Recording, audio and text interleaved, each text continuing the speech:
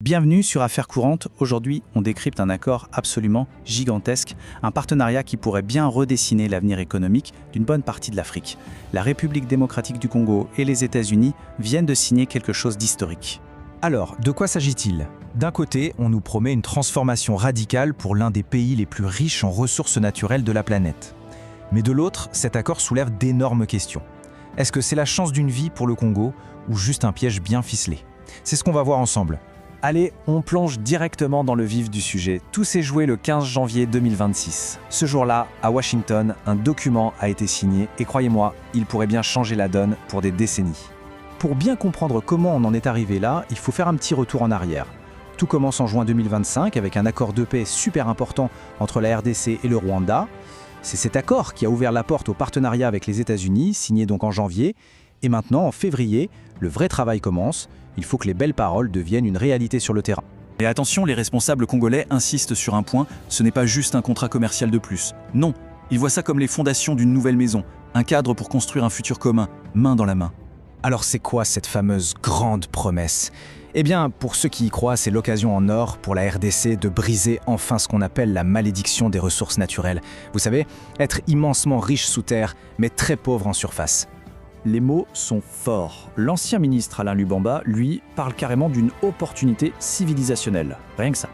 L'idée, c'est d'enfin utiliser cette richesse minière incroyable pour bâtir une vraie puissance industrielle et surtout améliorer la vie des gens.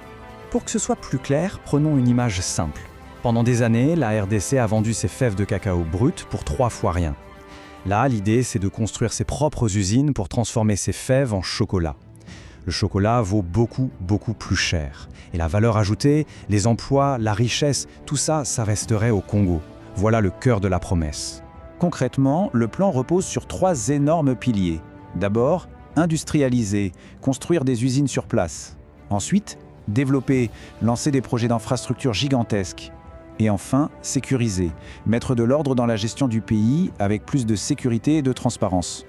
Mais, parce qu'il y a toujours un mais, ce beau tableau ne convainc pas tout le monde. Loin de là, une autre version de l'histoire, beaucoup plus sombre, circule et fait de plus en plus de bruit. Le gouvernement congolais, avec son vice-premier ministre Daniel Mukoko-Samba, se défend corps et âme. Il martèle que le pays n'est pas à vendre, que ce n'est pas un moyen de brader les intérêts de la nation. Mais en face, les critiques sont féroces. Des gens comme Maurice Carnet du Black Agenda Report, par exemple, n'y vont pas par 4 chemins. Pour lui, on assiste à du néocolonialisme 2.0. Il affirme que la RDC a tout simplement offert le contrôle de ses richesses, on parle d'une estimation folle de 24 000 milliards de dollars, aux États-Unis. On se retrouve donc avec 2 discours qui s'affrontent violemment. D'un côté, la promesse d'une coopération où tout le monde est gagnant, et de l'autre, la peur d'une OPA américaine sur les ressources du Congo, notamment pour sécuriser leurs approvisionnements et, au passage, barrer la route à la Chine en Afrique. Et ces craintes, elles se basent sur des points bien précis de l'accord. Regardez, on parle du fait que les USA seraient propriétaires majoritaires des projets, qu'ils auraient 10 ans sans payer d'impôts, et surtout, ce fameux droit de première offre qui leur donnerait la priorité sur tous les futurs projets. Forcément, ça fait grincer des dents. Bon, entre le rêve d'un côté et le cauchemar de l'autre, il est temps d'aller voir ce que dit vraiment le texte. Allez, on ouvre le capot et on regarde ensemble la mécanique de cet accord.